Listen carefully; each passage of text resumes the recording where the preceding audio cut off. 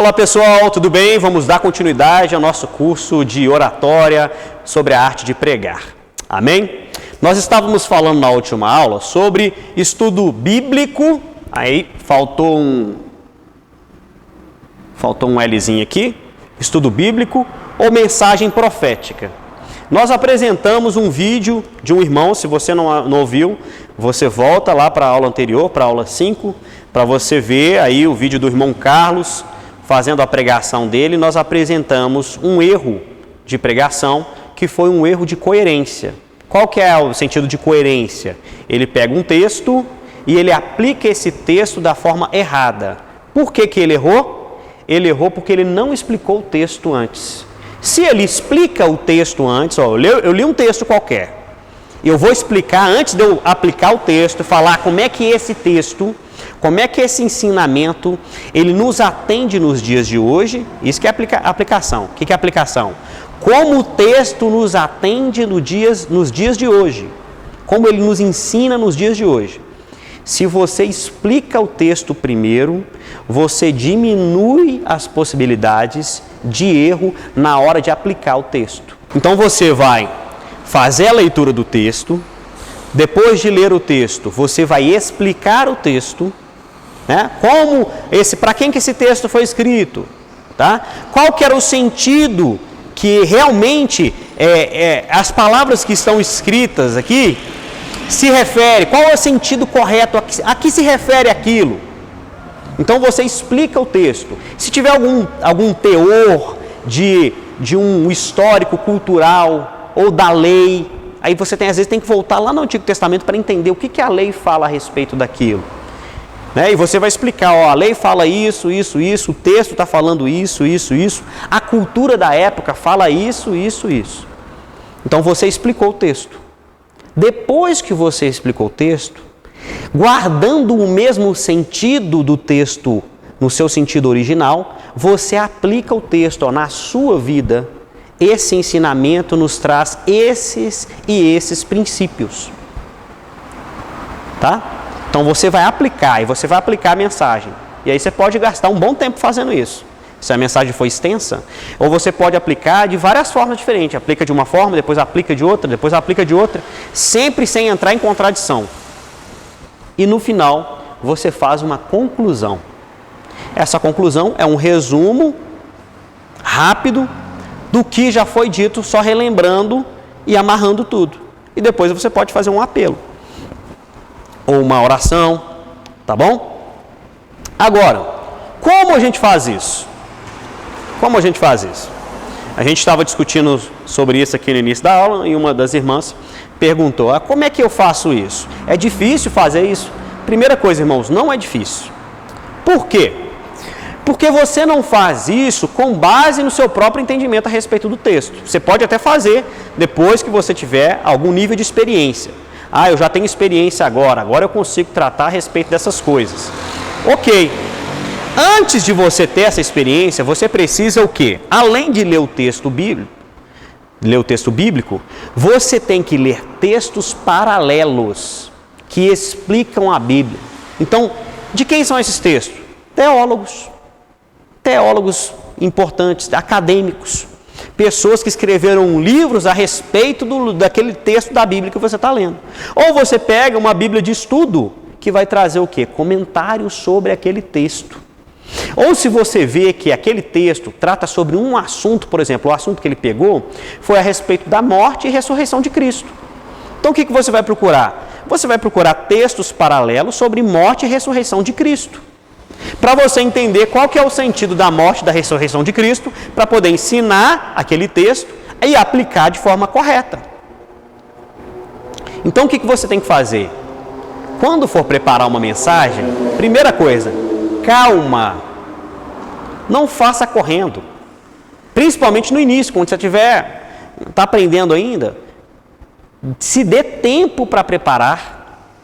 Alguém vai te chamar para pregar? Peça tempo, me dá pelo menos 7 dias.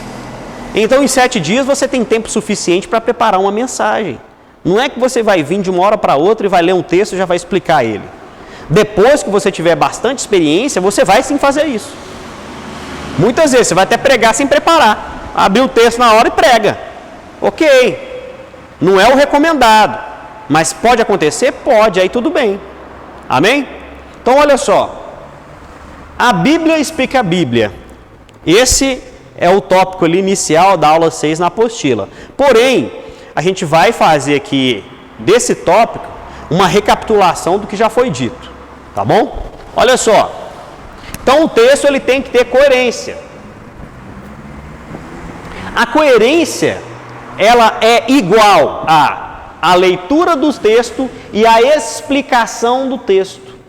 Então, você vai lá, cumprimenta os irmãos com a paz do Senhor. Se você não fizer uma introdução, que é o que a gente vai falar logo depois, você vai ler o texto. Depois, você vai explicar o texto, aplicar o texto e fazer a conclusão, ok? Isso já foi dito. Depois, o que é a explicação do texto? A explicação do texto é o histórico. O que é o histórico? A história. É explicar a história daquele momento. É se ater, por exemplo, naquele texto que ele pegou especificamente, ele poderia ter, pela própria história, ler um pouco antes o texto, ler um pouco depois, para entender a história. Irmãos, aqui Jesus estava vindo da história tal, aconteceu isso, e ele parou ali, começou a explicar aos discípulos a respeito disso. É uma forma de tratar o histórico sem ir muito longe. Depois, cultura. Explicar a cultura da época. Ah, pastor, mas como é que eu vou saber a cultura da época? Irmãos, a cultura da época tem livros que tratam isso. Vamos colocar na tela aí a capa de um livro para vocês comprarem, tá? E depois eu vou trazer ele aqui para a sala de aula. Eu já trouxe uma vez. Esse livro vocês podem comprar, tá? É um comentário histórico e cultural do Novo Testamento. Então, toda vez que você lê um texto bíblico, antes de fazer a sua mensagem, você vai pegar esse livro e abrir ele como se fosse a Bíblia, achar referência nele, e você vai ler os comentários que esse livro traz da cultura e do histórico daquela época. Vai te ajudar toda vez que você for pregar com o quê? Livros do Novo Testamento, tá? Esse livro aí, você acha ele entre R$55 a R$110, dependendo da livraria, tá? Então você tem um livro paralelo. Outra coisa, a própria Bíblia de Estudos. A Bíblia de Estudos vem com comentários também que trazem um teor cultural e histórico. Tá? Então tem várias Bíblias aí no mercado. Então você pode comprar qualquer uma delas, vai te ajudar. Para quem está começando, qualquer uma delas. Amém? Então você explica a cultura. Depois, você explica aqui o sentido. Qual que é o sentido desse texto? Por que Jesus, na caso específico do irmão que trouxe aí essa mensagem, por que Jesus estava falando aquilo? Por quê? Você lê o texto e antes de falar sobre ele, você coloca interrogações, faz perguntas para o texto. Você vai fazer perguntas. Por que estava falando isso? Para quem que estava falando isso? Em qual sentido isso foi dito? Em quais circunstâncias? Existem valores específicos embutidos no que foi dito? Existe alguma coisa relativa à lei do Antigo Testamento com base no que foi dito nesse texto aqui do Novo Testamento? Porque, irmãos, olha só, o pessoal fica invalidando o Novo Testamento, ou melhor, o Antigo Testamento. Muitas igrejas invalidam o Antigo Testamento. O Antigo Testamento, ele é a base para o primeiro. Quando os apóstolos ensinam as coisas no Novo Testamento, muitas das vezes, na maioria das vezes, e o próprio Jesus faz isso. Quando ele fala, quando ele ensina, ele faz referência ao quê? Aos textos do Antigo Testamento. Então, o Antigo Testamento não é para você viver ele ao pé da letra, né? Tem gente aí fazendo a igreja virar a igreja judaica. Não é para fazer isso. Cristianismo e judaísmo são duas coisas diferentes, tá? Mas, por outro lado, você não deve invalidar os princípios e valores que a Bíblia, mesmo no Antigo Testamento, nos ensina. Não é para invalidar, não. Tem valor. Você tem que descobrir qual o valor que tem, mas tem valor, tá? Olha aqui. Então, você procura nesse texto valores, mandamentos. E aí você vai lá na lei mesmo e vai saber quais são os mandamentos. O que a lei fala a respeito dessa questão? Por exemplo, Zaqueu lá, quando os fariseus estão vendo ele lá se convertido, né, dentro da casa dele lá com Jesus, e eles começam a criticar. O texto diz que logo após as críticas dos fariseus, que estavam falando mal a respeito de Jesus estar ali com ele, ele diz o seguinte: mestre, eis que eu dou metade dos meus bens para os pobres. E se tenho defraudado alguém, quer dizer, se eu tenho roubado, furtado de alguém, eu vou devolver. Ele devolve ali, se eu não me engano, o texto fala para ele devolver, que ele devolve quadruplicado, né? A lei, eu acho que ela mandava no máximo a devolução em dobro. Então assim, independente a gente tem que confirmar isso aí nesse texto. Depois você abre aí Lucas 19 para a gente confirmar isso. Dá uma olhada aí. Quantas vezes Zaqueu fala que vai devolver? Tá? Lucas 19. São 4 vezes? Então, se são 4 vezes, é isso mesmo. Então, olha só, irmãos. A lei fala que teria que devolver um valor inferior a esse. Qual que é a grande questão? A grande questão é que, de forma prática, Zaqueu demonstra o compromisso dele com a aceitação da mensagem do Evangelho. A transformação da vida do ser humano não é demonstrado por meio de palavras, é demonstrado por meio de ações. Mas isso não quer dizer que a salvação é por meio da ação. Não, a salvação não é por meio da ação, sua ação de fazer algo ou deixar de fazer algo. Mas, a partir do momento que você é salvo, isso transforma a sua prática de vida. Então, Zaqueu, ele demonstra que pela sua prática de vida, a salvação havia entrado na sua casa. Olha só que profundidade que o texto é. Aí você precisa saber o quê? Entender um pouquinho da lei, dos mandamentos, para saber por que é tão profundo essa ação de Zaqueu. Por que isso é tão profundo? Há profundidade? Sim. Mas para haver essa profundidade é necessário o quê? A observação do texto. Tá? Não é só leitura. Você vai pregar, você não vai ler o texto, você vai observar o texto, você vai estudar o texto. É isso mesmo? 4 vezes.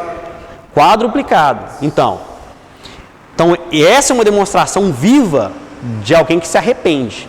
É uma mudança completa de atitude. E além de fazer isso, ele ainda dava metade para os pobres. Quem faz isso nos nossos dias? Você que não aceitou Jesus. Você que talvez tenha uma condição financeira melhor.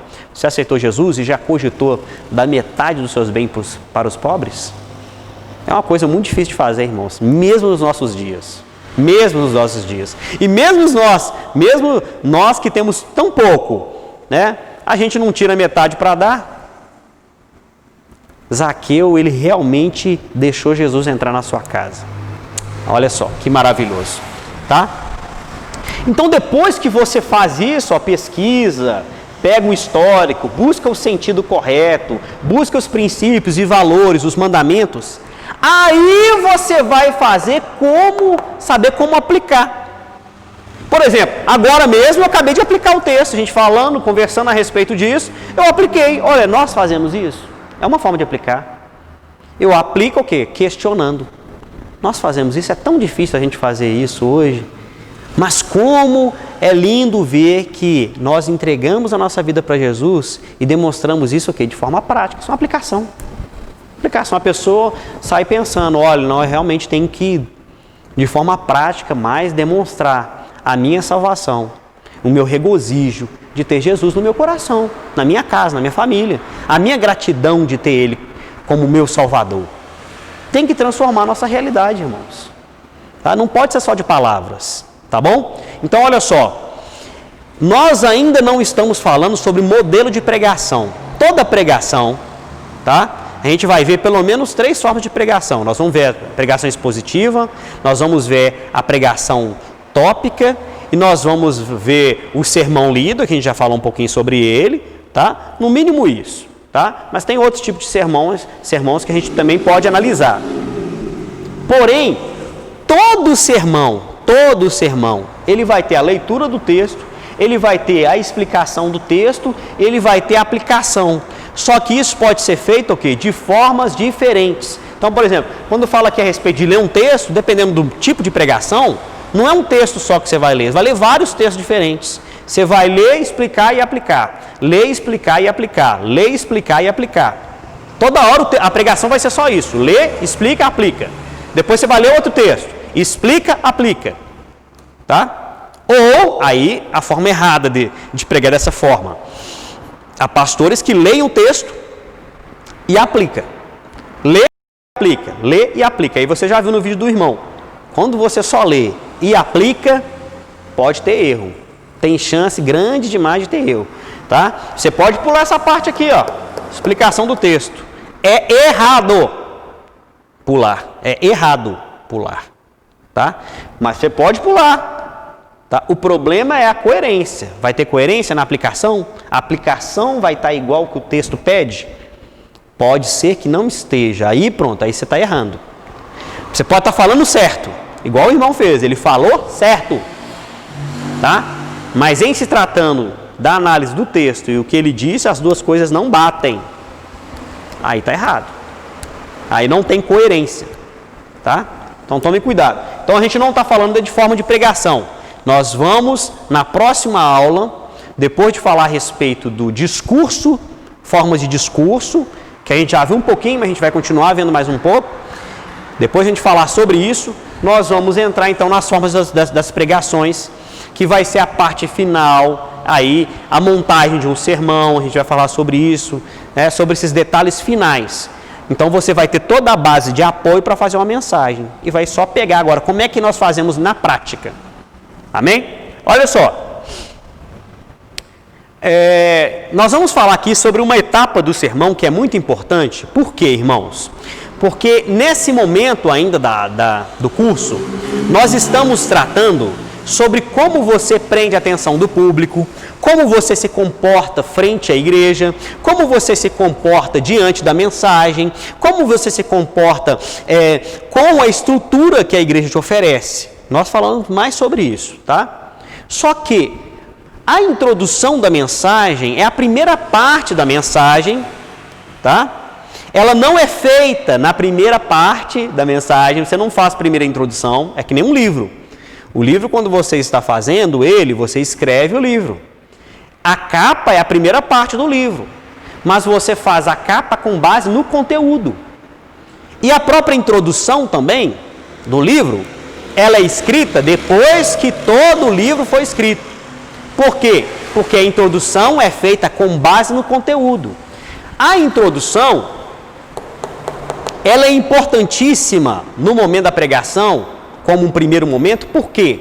Porque ela instiga o seu ouvinte a permanecer escutando a mensagem. É na introdução que você ganha o público, ganha a atenção do público. Então é necessário que o pregador, não no sentido de somente fazer a introdução, mas no sentido de ganhar a simpatia do público, saiba como lidar com a igreja no primeiro momento. Por quê? Porque dependendo da forma que você começa a atuar frente à igreja, tá? Dependendo do jeito que você lida, você perde a igreja deixa de te dar atenção. Aí você vai pregar para ninguém. A pessoa vai estar ali, vai estar preocupada com a vida dela, preocupada com outras coisas. Como eu já falei, a própria forma de você gesticular pode fazer a pessoa perder. Você já começa, irmãos, nós viemos aqui, aqueles políticos, né? Não, vamos fazer. A pessoa vai ficar vendo você daquele jeito ali. A forma de você gesticular ali vai chamar tanta atenção, vai assustar tantas pessoas, que ela não vai conseguir se concentrar naquilo que é dito.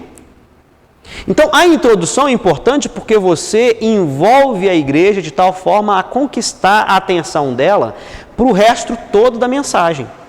Então, vamos ver agora nessa aula algumas particularidades, não que você tenha que fazer a introdução primeiro, a introdução é feita por último, tá? Mas a introdução é o primeiro momento da mensagem, então ela é importante. A gente vai fazer uma análise desse primeiro momento, tá? Então, olha só, para que serve a introdução? Você vai instigar a atenção, vai fazer a pessoa ficar curiosa. Ó, só que legal, hein?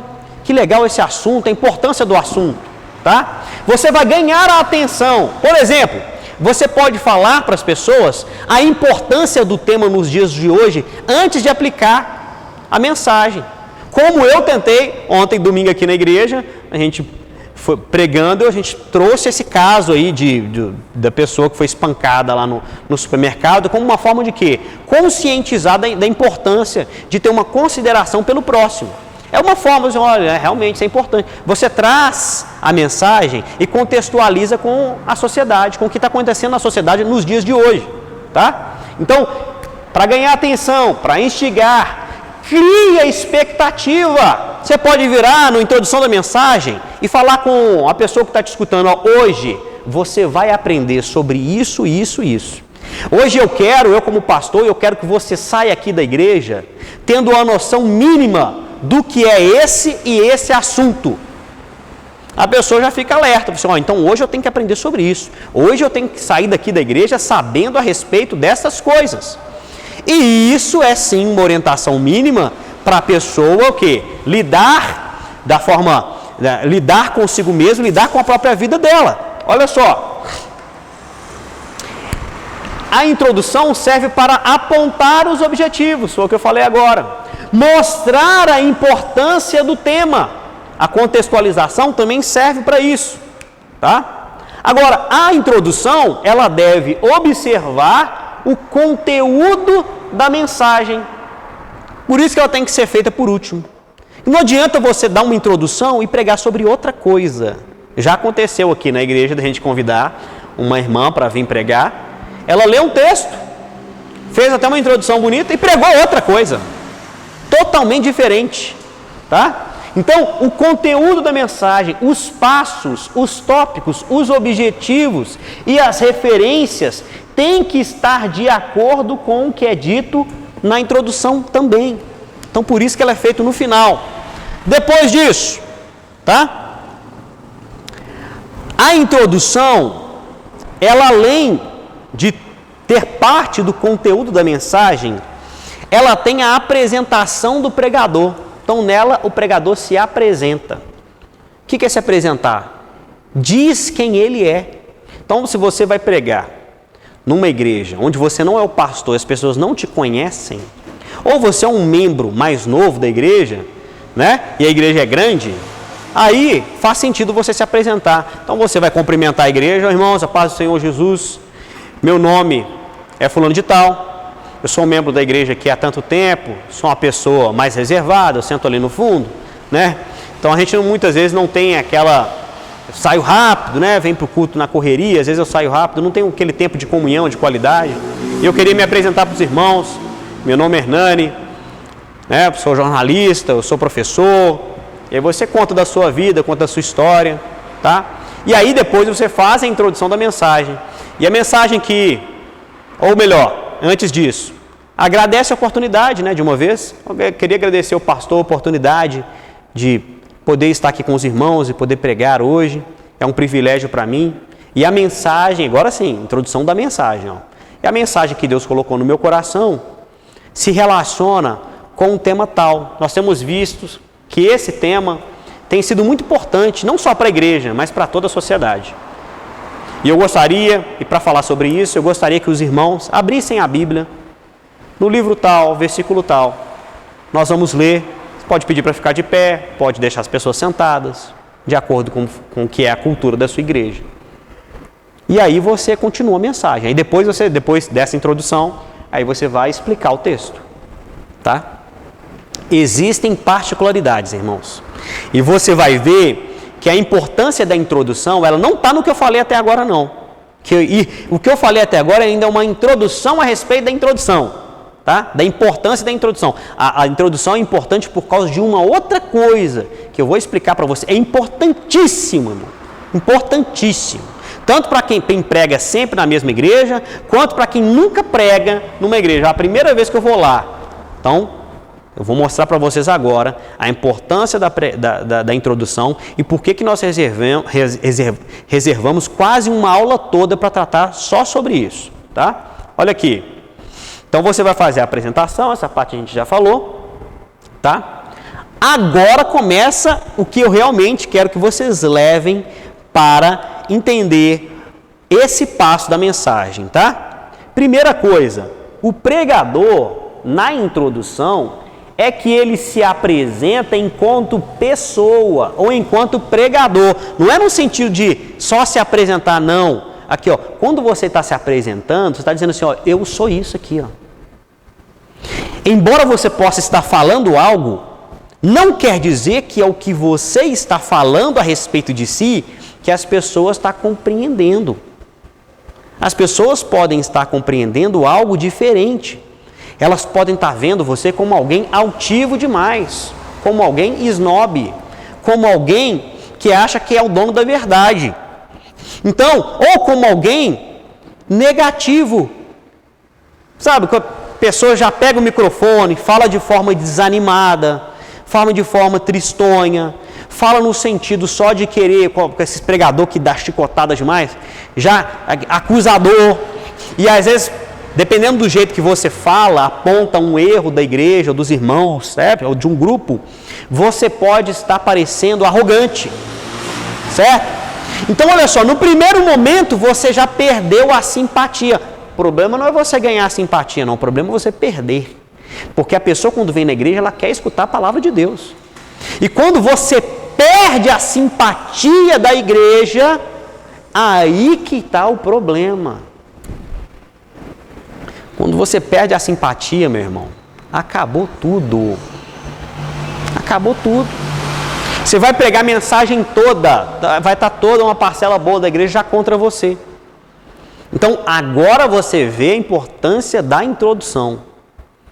Então, como a gente diminui esses riscos? Como que nós podemos fazer? Olha só. O pregador, ele deve ser positivo. Então, começou, irmãos, a pregar, qual que é o ideal? Você pode até estar triste no dia, mas fica feliz por poder pregar a mensagem do Senhor. Pega o microfone com vontade. Meus irmãos, eu cumprimento os irmãos com a paz do Senhor Jesus. Fala animado. No mínimo fala neutro, mas fala animado. Outra coisa, que é outra estratégia, falar sorrindo. Meus irmãos, a paz do Senhor Jesus. Olha só, você puxa o sorriso. A paz do Senhor Jesus. Hoje nós vamos falar sobre a maravilhosa palavra do Senhor. Nós já louvamos a Deus, nós já estivemos aqui tão felizes de adorar ao Senhor. Que maravilhoso é estar na presença do Senhor. Eu fico tão feliz, meu irmão, de estar aqui com você, adorando e louvando o nome do Senhor. Abra sua Bíblia aí no livro de Mateus. Né? Só de você sorrir, você já ganha a simpatia das pessoas. Tá? Então, olha só. Então, ele tem que ser positivo. Depois, outra coisa, se você está pregando a palavra de Deus e você tem consciência de que a palavra que você está pregando é a palavra de Deus, então você tem que pregar o quê? Com confiança. Tá? Aí não estou falando de felicidade, com confiança. Muitas vezes aí você vai até falar de forma mais forte, mas pregar com confiança, essa palavra de Deus, não é sua, é de Deus. Então você tem que ter confiança. Não pode falar de cabisbaixo, não pode falar com medo. Falar com autoridade, não falar com tranquilidade, tem que falar com confiança mesmo, tá? Olha só, outra coisa, irmãos, humildade versus altivez. Quando o pregador, ele se apresenta para a igreja altivo demais, parecendo que ele é melhor do que os outros, ele cria resistência. Ninguém é melhor do que ninguém, nós somos todos iguais. Tá? Ninguém está numa posição superior, não. Nós somos todas ovelhas de Cristo. E aqueles que têm alguma posição na igreja, a posição que eles têm só vai servir para lhes cobrar mais. Mas a responsabilidade da pregação do evangelho e da evangelização é de todos nós. Então, mesmo o pastor ele tem mais o quê? Uma responsabilidade espiritual. Mas a posição dele também é de ovelha. Por quê? Porque a ovelha não é dele, a ovelha é de Cristo. Ovelha de Jesus. Tem pastor que se comporta como se fosse dono das ovelhas. As ovelhas são de Jesus. Tá? Depois disso, irmãos, olha só. Então, a altivez, ela vai criar o quê? Resistência. Só que se o pregador for humilde, tá? Ela vai evitar críticas. Quando você é humilde, porque as pessoas, quando você está ensinando e falando, elas estão absorvendo conhecimento e não se iluda. Elas também estão te criticando, tá? Não no sentido negativo, né? Nem sempre a crítica é no sentido negativo. Mas ela está processando o que você está ensinando. Tá certo? Não está certo? Eu posso levar isso para a minha vida? Eu não posso. Então, isso é uma forma de crítica, é a forma positiva da crítica, tá? Então, quando você é humilde, você diminui as críticas. Por quê? Porque você se coloca num pé de igualdade com os irmãos. Isso é bom demais, irmãos. É bom demais. O pregador, ele tem que ser sempre humilde. O pastor tem que ser sempre humilde. Tá bom? Agora, o fato de você ser um bom orador, um bom pregador, não te garante, eu prego bem. Você prega bem, mas é arrogante. Você prega bem, mas é altivo demais. Você prega bem, mas acha que é melhor do que os outros.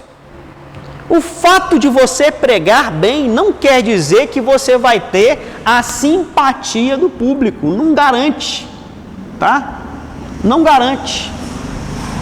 Agora, como que você conquista a simpatia do público? Uma coisa eu já falei, sorrindo. Depois, sendo humilde. Tem as outras formas? Tem sim, tem outras formas, tá? Só que, o que a gente lembra aí, está no texto de vocês. Toda tentativa de conquistar a simpatia do público pode levar também ao fracasso. Então você tem que lembrar disso. Eu estou usando uma estratégia para ganhar simpatia. Estou sorrindo, papá. Ok. Não quer dizer que vai funcionar, não, mas deve ser usado, principalmente o sorriso. Principalmente a humildade. Esses dois, principalmente, porque todo mundo pode. Além disso, ser positivo. Todo mundo pode, tá? Agora, não é também, você vai pregar no funeral, você vai ser positivo? Totalmente positivo? No funeral você já tem que ter uma consternação, né? Pela vida que foi perdida ali. Vai chegar sorrindo, todo feliz, num velório. Né? Você tem que se adaptar à situação também, né? Não entenda ao pé da letra, pelo amor de Deus, tá? Mas olha só, você pode tentar várias estratégias, tá? Então, no caso de um público desconhecido, o que é o ideal? A primeira vez que eu vou pregar na tal igreja lá, o pessoal não me conhece, eu não sou um pastor conhecido, não sou pregador de referência. O que você tem que fazer? Primeira coisa aqui, ser moderado. Não chega achando que você é o bambambam, criticando os outros, não. Fica aí corre de críticas. Corre de críticas. Tá? Fica criticando, não. Não fica achando que sabe demais, não. Não fica se colocando na posição acima dos outros, não. Agora, a moderação inclui o que eu falei aqui, sorrir, humildade, exaltar o quê? A Deus. Você pode ser um ótimo pregador, mas você não precisa de querer toda a honra e toda a glória para si, não. A honra e a glória é para Deus. Exalta a Deus. E outra, exalta a mensagem de Deus. Tá? Não exalte a si mesmo, para não criar resistência. Posição de igualdade, já foi dito. Agora, outra forma de fazer isso, que alguns pastores fazem, humor. Só que utilizar o humor como forma de você ganhar a simpatia da igreja tem riscos. E esses riscos são altos. Por quê, irmãos?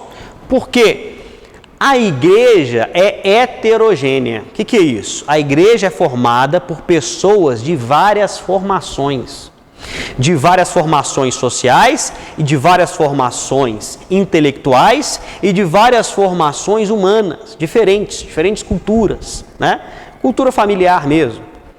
E uma determinada piada, uma determinada brincadeira, um determinado fato narrado pode representar para pessoas diferentes algo até constrangedor e não cômico.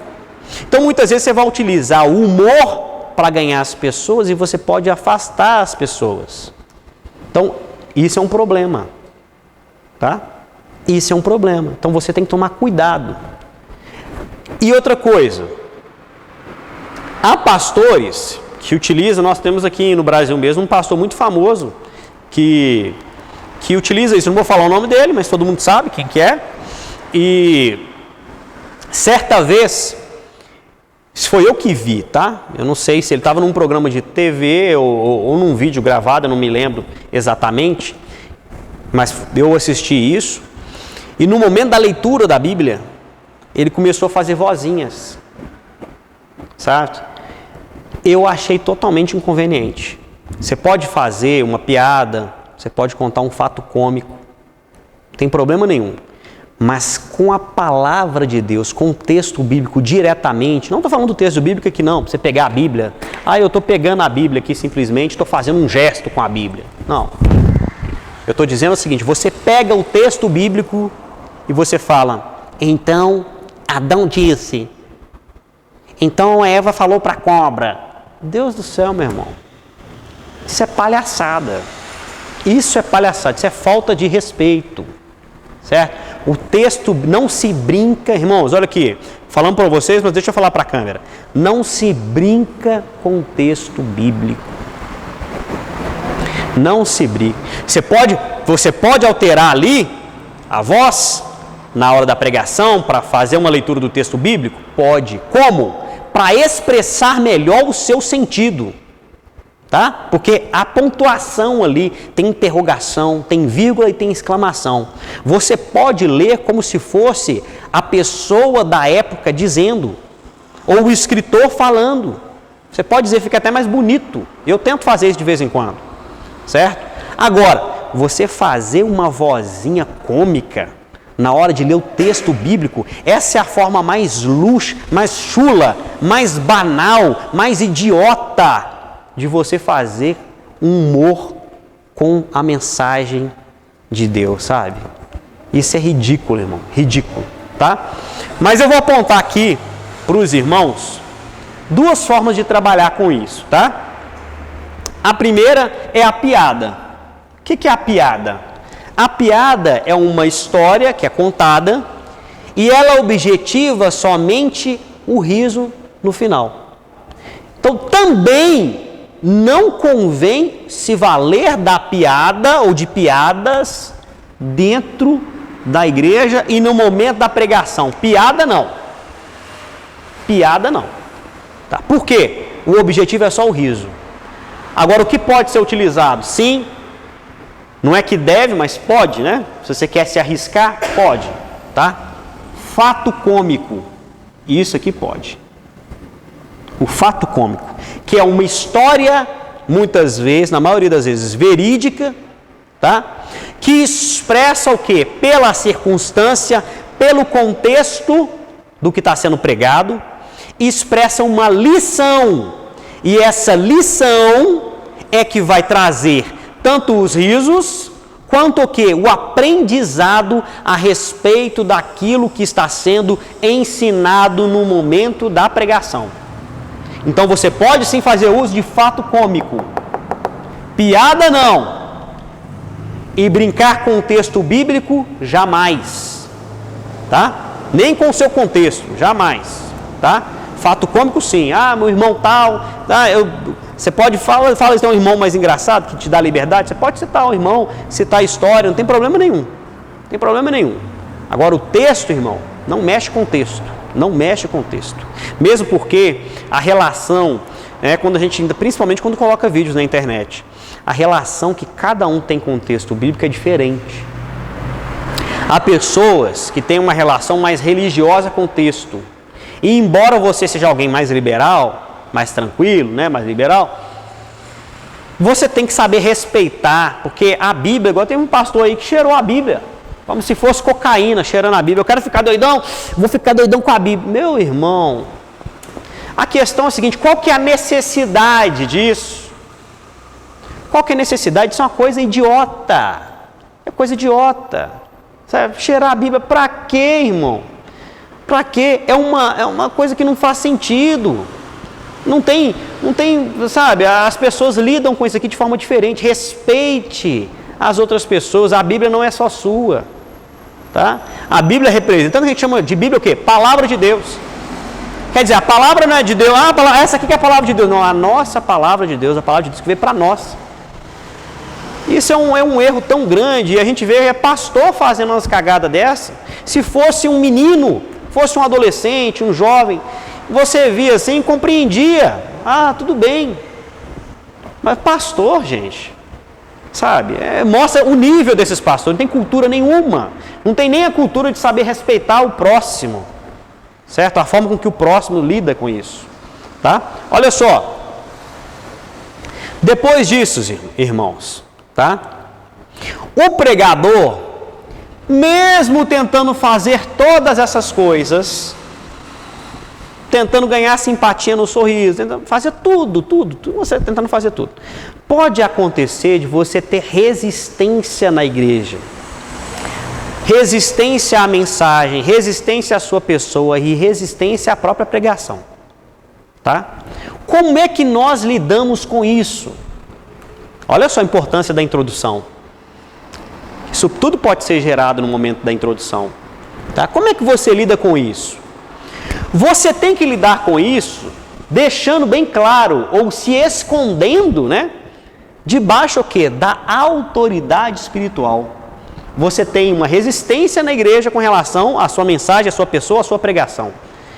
Mas você tem que se guardar debaixo da autoridade espiritual. Agora, a autoridade espiritual, ela não se constrói pelo jeito de falar. Ela não se constrói por uma profecia. Né? Que você vai ali, às vezes, inventar. Tem pastor que vê que a mensagem não está fluindo, vê que o fogo não está caindo, porque tem pastor que acha que a mensagem tem que fazer o fogo cair na igreja. Não, a mensagem tem que trazer um ensinamento que transforme a vida das pessoas. É isso que ela tem que produzir. Um ensinamento que transforme a vida das pessoas.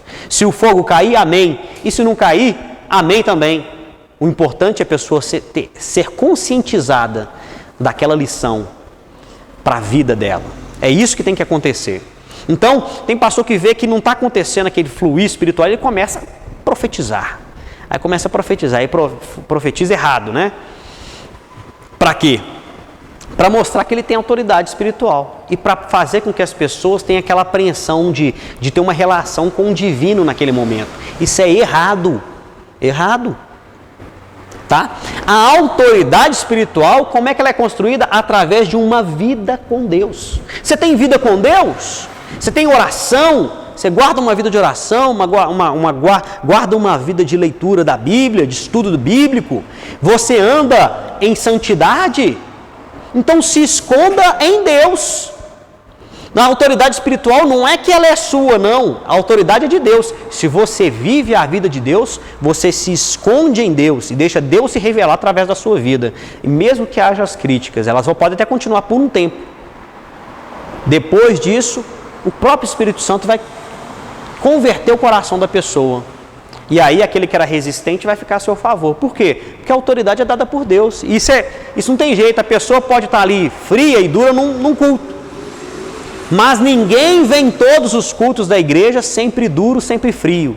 O coração é quebrantado pelo Senhor. E quando Deus quebranta o coração, aqueles que são sinceros, a graça de Deus na vida deles é revelada também, mesmo para aqueles que estavam resistentes.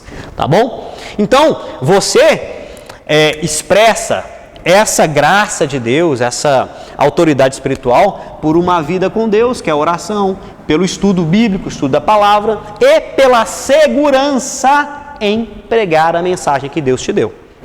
Mesmo porque, meus irmãos, se foi Deus que te deu a mensagem, você tem que pregar com segurança. A mensagem não é de Deus. Você não estudou? Você não viu se ela tem coerência? Você não viu ali o histórico bíblico? Você não viu que o ensinamento que está no histórico é o mesmo da aplicação do texto que você está fazendo? Então você não precisa ter medo, não. Prega com segurança.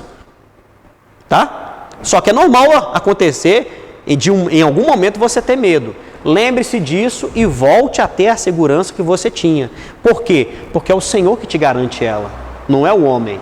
Tá? E outra, se o próprio Cristo foi criticado, se o próprio Cristo não teve essa autoridade espiritual reconhecida em alguns momentos, você acha que eu e você também não vamos passar por isso? Lógico que vamos, velho. O importante é fazer assim como Cristo fez, permanecer firme na posição e no seu chamado. Por quê? Porque é Ele que te garante, é o Senhor que te garante.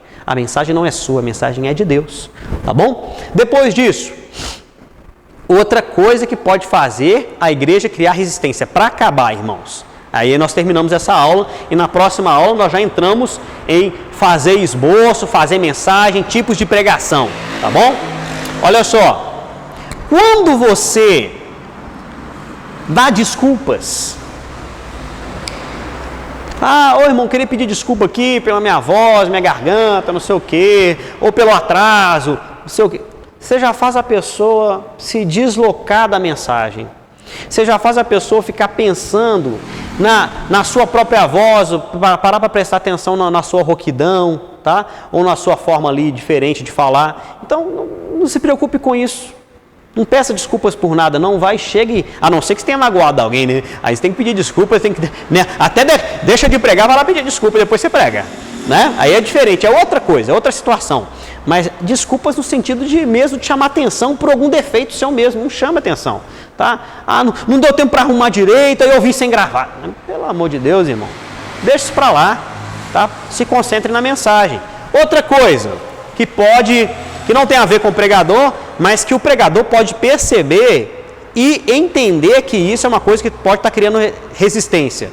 Volume do som alto demais. O volume está lá arrebentando com os ouvidos dos irmãos. Então o que você vai fazer? Você percebeu, porque antes de pregar você estava sentado na igreja, né? Se você estava o tempo todo no púlpito, talvez você não tenha percebido. Aí sim, né? Tem igrejas que têm as cadeiras lá para os pastores e obreiros em cima do púlpito. Nesse caso é o volume do retorno.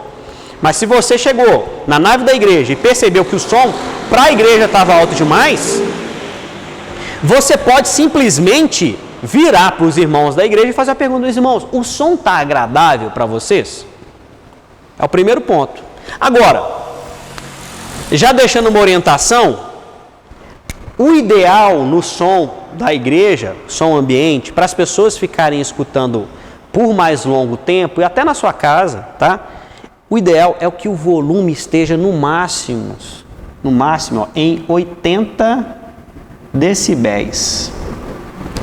Como é que eu vou medir isso, pastor? Tem a ferramenta.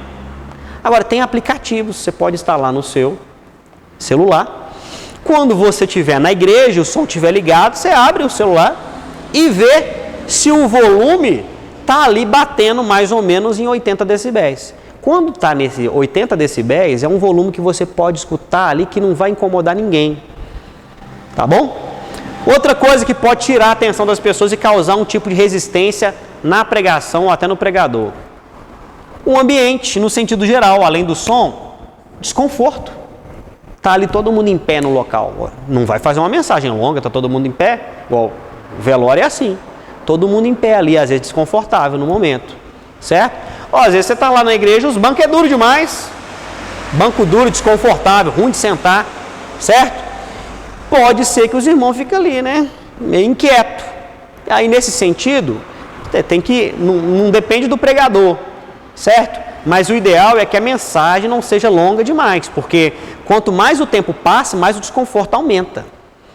Então, assim, isso é uma preocupação do pastor local, porque se as cadeiras continuarem assim tão duras, pode ser que fique na igreja, porque não aguenta ficar lá sentado. Aí, junta isso, o som é alto. Além de o som ser alto, o pastor não é humilde, né? Acha que é melhor do que os outros. Ou fica fazendo o tempo todo brincadeiras desagradáveis. Aí não vai parar ninguém na igreja dele. O tempo todo não vai parar ninguém. Então, irmãos, a aula de hoje foi para você saber como se comportar durante a introdução da mensagem, tá? Para ganhar a atenção das pessoas, para criar expectativas na igreja. E também fazendo uma recapitulação das aulas anteriores, para você saber como ordenar, logicamente, uma pregação de forma completa, a fim de conseguir fazer os passos mínimos de uma mensagem, seja ela curta ou longa, que é coerência, quer dizer, leitura do texto, apresentação, explicação do texto e depois a aplicação das lições daquele histórico de texto na vida das pessoas nos dias de hoje. Amém? Então, que Deus possa abençoar a sua vida, tá? Na próxima aula, nós já entramos a respeito dos tipos de sermãos e como montar um sermão, tá? A gente vai apontar também qual é o melhor tipo de sermão, qual que é o mais recomendado a ser pregado na igreja, tá? A estrutura é mais ou menos essa, tá? O correto é isso aqui, tá? Mas tem algumas especificidades que vão ser apontadas na próxima aula, tá bom? E é o ideal que vocês saibam também como funcionam os outros modelos de pregação. Por quê? Porque você pode querer variar, tá? E além de querer variar, você pode ser um ouvinte que tem que saber o que? Interpretar melhor a pregação que é pregada. Porque tem isso também. Você prega e não sabe como é que a pessoa está interpretando. E muitas vezes, por causa de um modelo de pregação, as pessoas interpretam errado. Então você também tem que saber o que? Interpretar a mensagem da forma correta. Amém? Deus abençoe a sua vida, que você possa ser uma bênção na sua igreja e até a próxima aula.